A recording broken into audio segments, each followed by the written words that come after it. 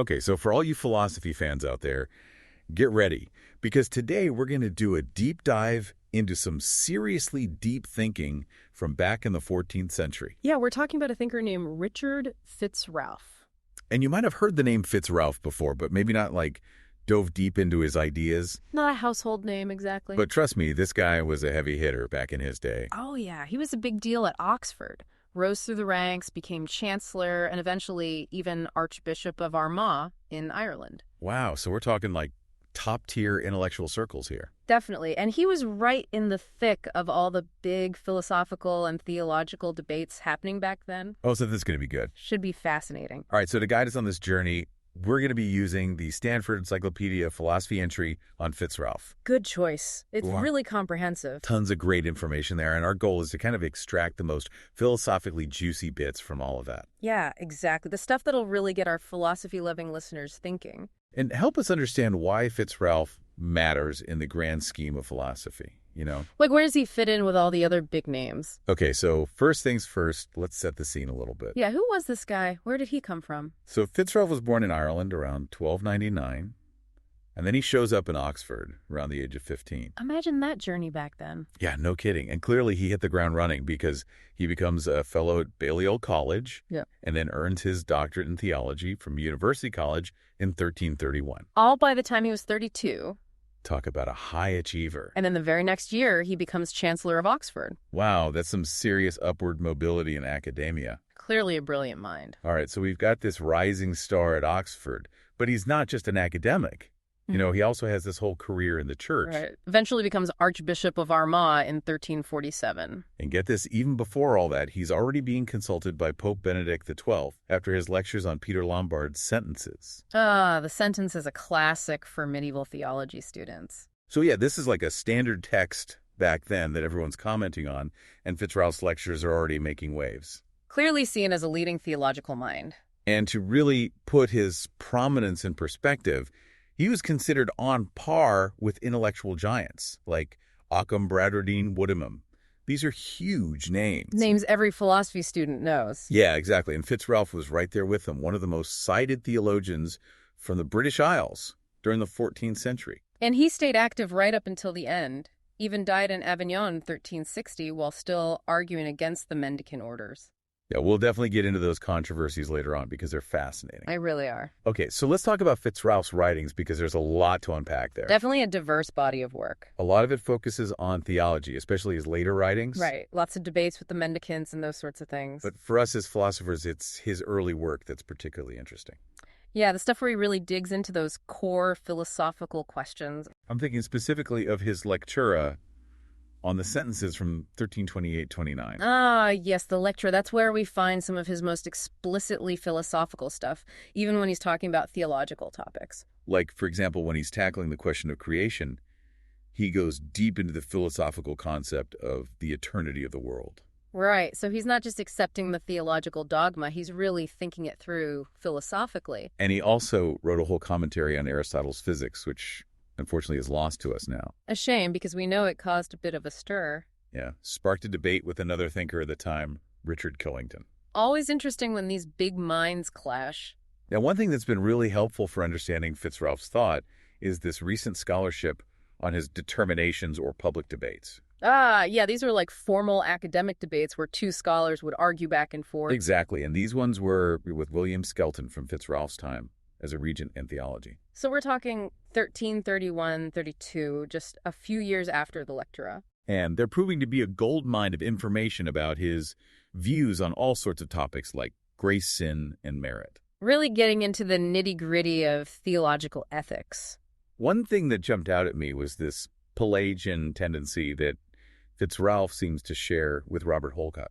Right, so for those who aren't familiar with the term Pelagian, basically means emphasizing human ability to achieve salvation. Maybe a bit more emphasis on free will than some other theological viewpoints. Exactly. And for FitzRalph and Holcott, the key idea is that God doesn't withhold salvation from someone who's genuinely doing their best. Even if they're not explicitly following Christian doctrine. The example they use is actually quite striking. They say that even the Antichrist, if he were to live a virtuous life, could theoretically be saved. Wow, that's a bold claim. It really highlights their focus on human agency and the potential for natural virtue to lead to salvation. So, yeah, this is a pretty significant departure from some other theological viewpoints of the time. Definitely sets FitzRalph apart. Okay, so we've got a sense of who FitzRalph was, his background, his writings.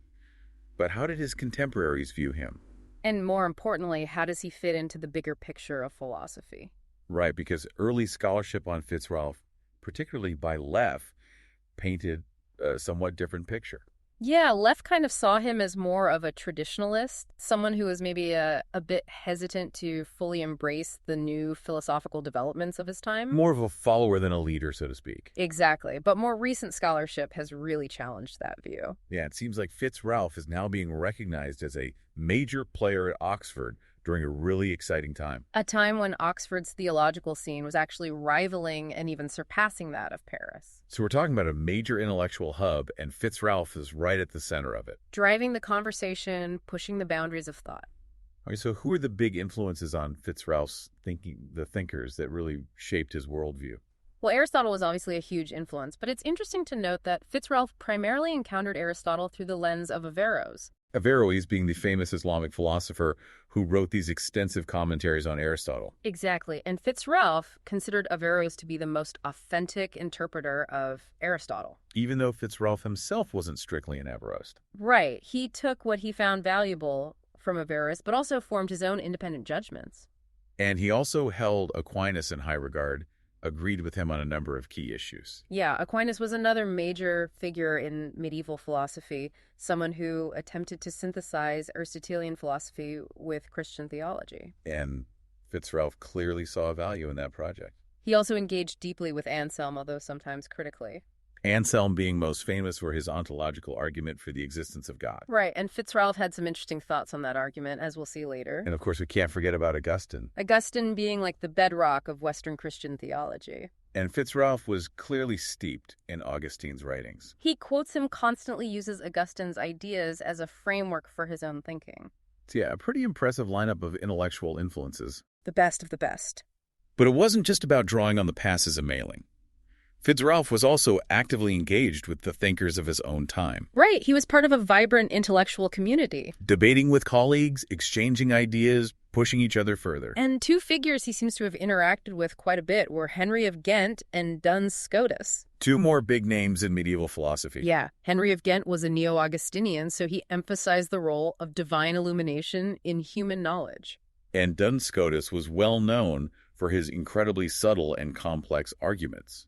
Hence the term dunce. Ironically, yes, but that term came much later and really misrepresents the brilliance of Scotus's thought. Yeah, he was anything but a dunce. Anyway, FitzRalph seems to have been drawn to Henry of Ghent's ideas, but also used a lot of Scotus's methods in his own work. So kind of a blend of influences there. And it's also worth noting that FitzRalph embraced some of the new intellectual tools of his time. Like what specifically? Well, one example is measure language, which was a way of quantifying and analyzing concepts using mathematical and logical principles. So kind of like applying the rigor of mathematics to philosophical problems. Exactly. And this placed FitzRalph within a group of thinkers known as the calculators. They were all about bringing that logical and mathematical precision to their philosophical inquiries. So yeah, FitzRalph was really at the forefront of these new developments in medieval thought. Okay, so we've talked about FitzRalph's background, his influences, but now let's really dive into some of his key philosophical ideas.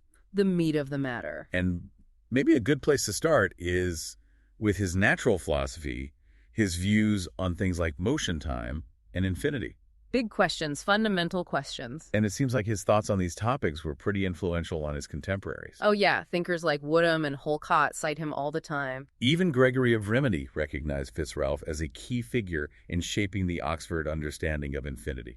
So yeah, his ideas were definitely having an impact. So what were some of his main arguments regarding the eternity of the world, for example? Well, in his lectura, FitzRalph actually presents a pretty interesting argument that challenges the idea of the world having a beginning in time. Which is a pretty bold move for a theologian. Right, because the traditional Christian view was that God created the world out of nothing at a specific point in time.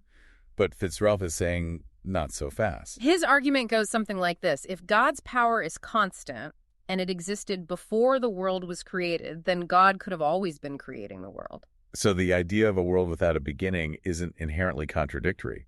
Exactly, and he even attributes a similar line of reasoning to Aquinas in his commentary on the sentences. So he's got some big names backing him up on this. And the implication is that even if the world did have a beginning, it could still exist eternally into the future. Because God's power is unchanging. Right. It's a fascinating argument that really flips the script on how we think about divine creation and time. Okay, so that's the eternity of the world. But what about the relationship between reason and faith in this whole discussion? That's a crucial point for FitzRalph.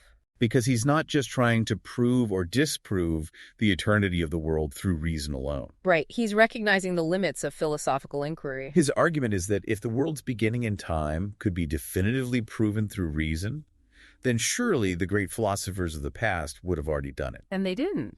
Yeah, even Aristotle acknowledged that there were good arguments on both sides of the issue. So for FitzRalph, the creation of the world ex nihilo ida tempore, from nothing, and at a point in time, has to be accepted as a matter of faith, not something that can be demonstrated through reason alone. He even says that if it were demonstrable, there wouldn't be any particular merit in believing it. So faith has its own domain separate from the realm of philosophical proof. That's a really interesting distinction, a way of carving out space for both faith and reason. And it shows how nuanced FitzRalph's thinking was. Now, another topic he grappled with was the infinity of souls. Yeah, a tricky one. So he considered whether an internally existing world would necessarily imply an infinite number of souls. And his conclusion was not necessarily... Interesting. So how did he work that out? Well, he explored a couple of possibilities. One being that there was a first human created at a specific point in time, and then all other humans descended from that first human. So a finite lineage, even in an infinite world? Right. Or he even entertained the idea of reincarnation, where souls are kind of recycled over time.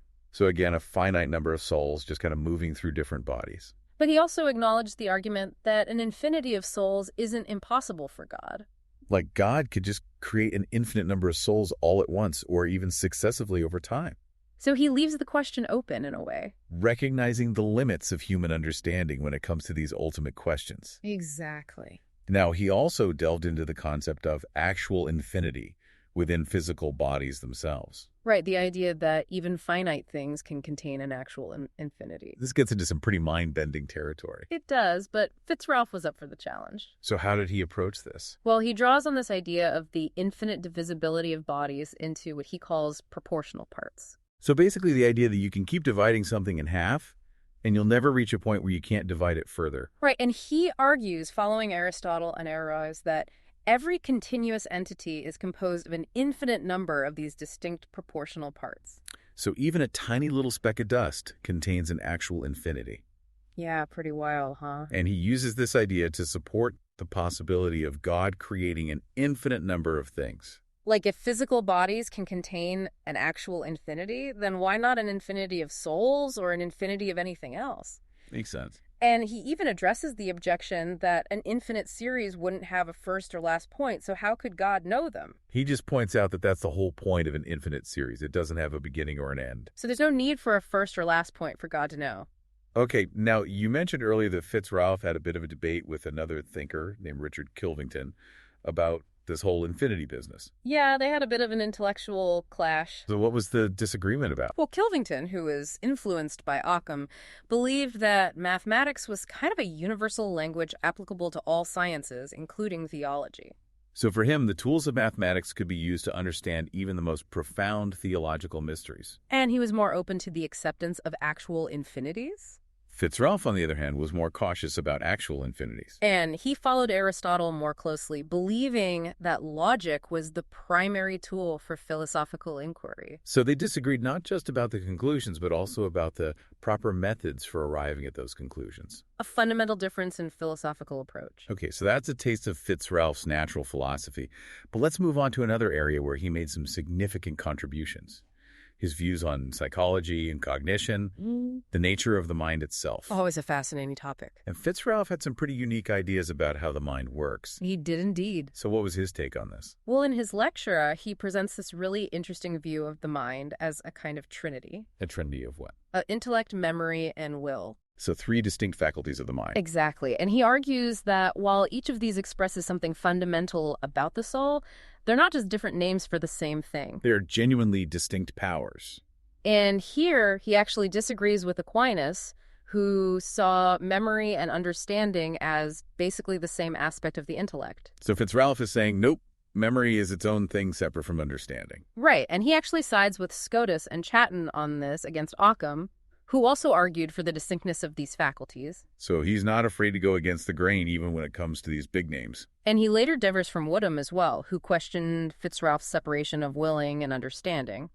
So yeah, it's not a simple triadic division, but a more nuanced understanding of how the soul manifests its powers. Each faculty with its own unique role to play. Okay, now another long-standing debate in medieval philosophy was this thing called species theory. Ah, yes, the attempt to explain how we perceive the world around us. And this theory gets pretty complex, but the basic idea is that when we perceive an object, some kind of intermediary entity, a species travels from the object to our senses.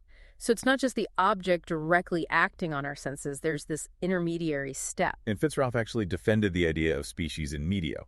Which means species in the medium. So he's saying, yes, these intermediary species are real. They're part of the process of perception. But he mentions a respected person, likely Occam, who argued against it. So even though FitzRalph himself apparently held a similar view at one point, he's now come around to the species theory. And he uses this really interesting analogy to explain it. He compares species in the eyes to sounds in the ears. So just as sound waves travel through the air to reach our ears, so too do visual species travel from objects to our eyes. Makes it a bit more concrete. Now it seems like FitzRalph's focus regarding species shifted a bit over time. Yeah, initially he was more concerned with species in medio, but later on he seems to put more emphasis on species in memoria. Species in memory. So he's interested in how these species are stored in our memory and how they contribute to our understanding of the world. Okay, now another big debate in medieval philosophy was the relationship between the will and the intellect. Which one is superior? Which one drives human action? And FitzRalph wades right into this debate. He does indeed. So what was his take on this? Well, Leff initially characterized FitzRalph's position as kind of moderate. Like he's rejecting both Aquinas' emphasis on the intellect and Scotus' emphasis on the will. But as Tacha points out, Woodham actually stated that neither the will nor the intellect is inherently nobler than the other. And FitzRalph seems to have held a similar view. He recognized the complexity of trying to rank these faculties. But he also saw problems with denying any real distinction between them, especially when it came to theological questions like divine foreknowledge. Right, because if understanding something was the same as willing it, that would make it hard to explain how God can know future events without those events becoming necessary. So FitzRalph is trying to preserve both the distinctness of the will and intellect and the freedom of human action. A delicate balancing act. Now, Michael recent work has highlighted FitzRalph's strong commitment to voluntarism. Voluntarism being the idea that the will is the primary driver of human action. And FitzRalph seems to have leaned towards a scotistic understanding of voluntarism. Meaning that he emphasized the active and free nature of the will in its volitions. So when we make a choice, it's not just our intellect dictating what to do. Our will is actively involved in shaping that choice. Right. And he compares this to the movement of an object which requires an initiating cause. Like something has to push the object to get it moving. And for FitzRalph, that initiating cause for our actions is ultimately the will itself. So the will is like the prime mover of human action. Exactly. But this raises some questions about the contingency of the will itself. Right. If the will is truly free, then its choices have to be contingent. They can't be predetermined. So FitzRalph had to wrestle with this problem of how to reconcile free will with divine foreknowledge. And he does this by distinguishing between synchronic contingency and diachronic contingency. Okay, break that down for me. So synchronic contingency means being able to choose otherwise at the exact same moment. Like right now, I could choose to do this or that. And diachronic contingency means being able to have chosen otherwise at a prior moment. So like yesterday, I could have made a different choice than the one I actually made. Exactly. And FitzRalph ultimately rejects synchronic contingency for internal acts of the will. So he's saying that at the moment of choice, we can't really choose otherwise. But he accepts diachronic contingency. So we could have chosen otherwise in the past. And this is how he tries to safeguard free will while also acknowledging the reality of divine foreknowledge. Because even though God knows what we're going to choose, we could have always chosen differently in the past. It's a subtle distinction, but an important one for FitzRalph. Okay, now one more thing about FitzRalph's views on the mind. He had this rather surprising view of the agent intellect. Right, the agent intellect being a concept from Aristotelian psychology. It's the part of the mind that's responsible for abstracting universal concepts from our sensory experience. So, like how we form the concept of dog from all the individual dogs we've encountered. And for Aristotle, the agent intellect was kind of this impersonal force that's shared by all rational beings. But FitzRalph had a different take on it. A very different take. He actually argued that the agent intellect is God. Wow, that's a bold claim. It is, and it puts him in line with earlier thinkers like Bonaventure and Augustine, who also saw the agent intellect as divine. So for FitzRalph, the ultimate source of our ability to understand the world is God himself. A pretty radical idea. Okay, so we've covered a lot of ground with FitzRalph's views on natural philosophy and psychology, but let's move on to philosophical theology. Right, his thoughts on God and the nature of religious belief. And one of the most fundamental questions in philosophical theology is how do we prove God's existence? A question that's been debated for centuries. And FitzRalph doesn't shy away from this question. Not at all. In fact, in the very first question of his lecture, he lays out 6 arguments in favor of proving God's existence and 6 arguments against it. So he's really exploring both sides of the issue. And he takes a very systematic approach. First, addressing whether we can even know God at all, then whether faith and knowledge can coexist in the mind, and finally examining what the relevant theological authorities have to say. So he's not just throwing out arguments, he's carefully considering the different aspects of this complex question. And while he discusses Henry of Ghent's views on this topic, he ultimately aligns himself with Aquinas. Which is interesting because Aquinas is most famous for his 5 ways of proving God's existence. Right, those are classic arguments from natural theology. But FitzRalph doesn't actually present any form of the cosmological argument. The cosmological argument being the one that argues for God's existence based on the existence of the universe. So it's kind of curious that he would leave that one out.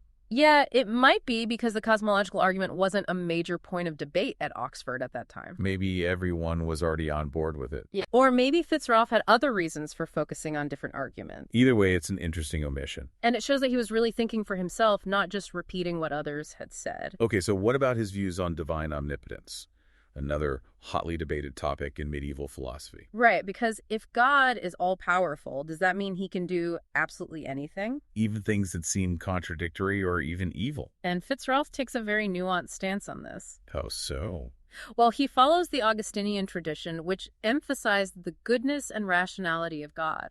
So for FitzRalph, God's omnipotence isn't just this raw, unlimited power. It's a power that's always exercised in accordance with God's perfect nature. So God can't do things that are contrary to his own goodness or rationality. And this actually puts him at odds with Occam, who had this more radical view of divine omnipotence. Occam believed in God's potentia, de absoluta absolute power. Meaning that God could literally do anything, even things that seem logically impossible or morally wrong. But FitzRalph is saying, nope, God's power is still bound by his own nature. So God can't sin.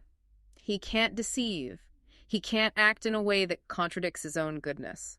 Because those actions would actually be signs of impotence, not true omnipotence. It's a really interesting distinction. It's like saying that true power isn't about being able to do anything.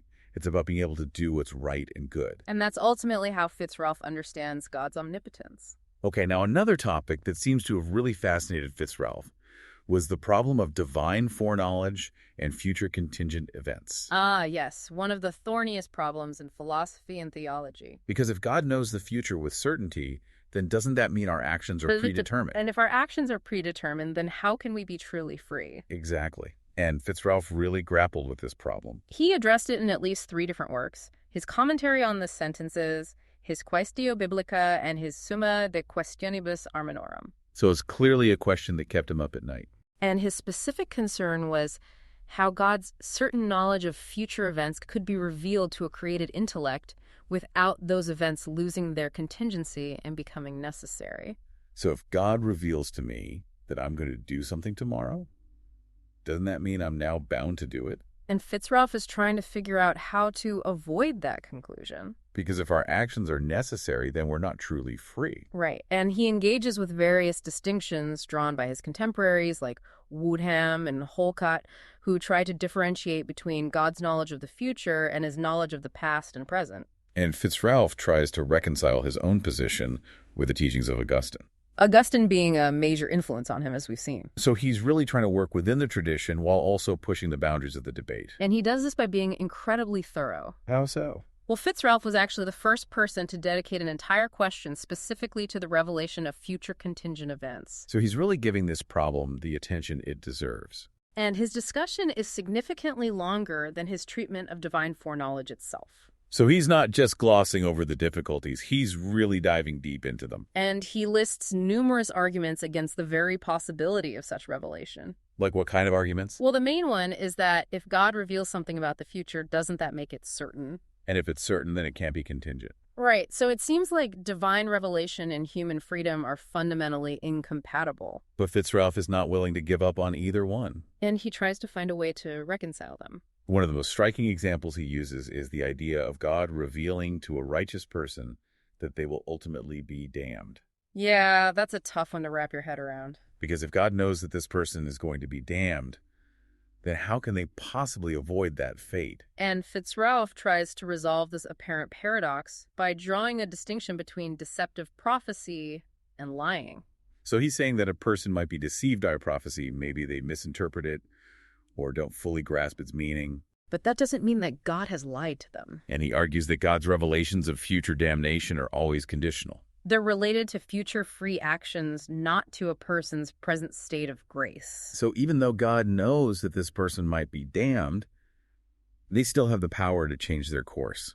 And FitzRalph insists that if someone were compelled to act in a certain way, their actions wouldn't be truly just or unjust. So he's trying to preserve the moral weight of our choices, even in the face of divine foreknowledge. And he uses all sorts of intricate cases and thought experiments to illustrate his point. Many of them drawn from scripture or from the scholastic tradition. And he poses these really probing questions of conscience that force us to think through the implications of different views. But he's not just presenting abstract theories. He's really trying to make us feel the weight of these questions. And all of this made his work incredibly influential. Especially for thinkers like Woodham and Holcott, who engaged extensively with his ideas. So yeah, FitzRalph really pushed the debate on divine foreknowledge forward in a major way. Okay, now let's turn to another area where FitzRalph made significant contributions, the debate over predestination and free will. Yes, another perennial philosophical and theological puzzle. Because if God has already chosen who will be saved and who will be damned, then does that leave any room for human freedom? And FitzRalph takes a more moderate stance on this issue than some of his contemporaries. Like John Wycliffe, for example. Wycliffe was a big admirer of Thomas Bradwardine, who was a strong proponent of divine determinism. Meaning that everything that happens is ultimately determined by God. And Wycliffe followed Bradwardine's lead on this. But FitzRalph wasn't convinced. He actually opposed what he saw as a dangerous new heresy of extreme predestinarianism. So he is pushing back against this idea that our fate is completely out of our hands. And he argues that God is just in punishing the damned because they have freely chosen to sin. So he's trying to maintain both God's justice and human freedom. And he draws heavily on Augustine and Scripture to support his position. Okay, now one of FitzRalph's most influential ideas was his doctrine of dominium.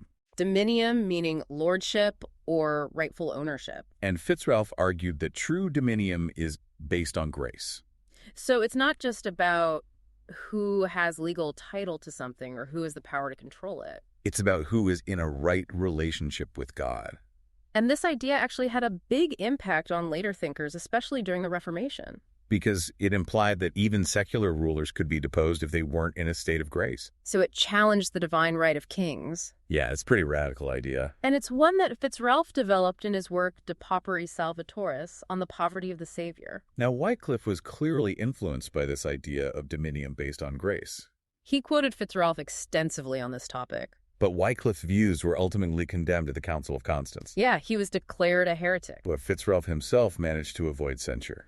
He escaped the condemnation. Which is kind of remarkable considering how closely his ideas were associated with Wycliffe's. But it shows that FitzRalph's thought was complex and nuanced. And his ideas continued to be debated long after his death. Even into the 16th century when his works were printed and sparked renewed interest. One thinker who engaged with FitzRalph's views on dominium was Jacques Almain. Almain was interested in the question of natural dominion in cases of extreme necessity. So, like if someone is starving, can they steal food to survive? And Almain drew on FitzRalph's ideas to argue that in such cases, natural law would supersede any claims of private property. So even though someone might legally own something if another person's life is at stake, those legal claims become null and void. A very interesting application of FitzRalph's thought. But not everyone agreed with his doctrine of dominium. Right. One major critic was Francisco de Vitoria. Vitoria was a key figure in the development of international law.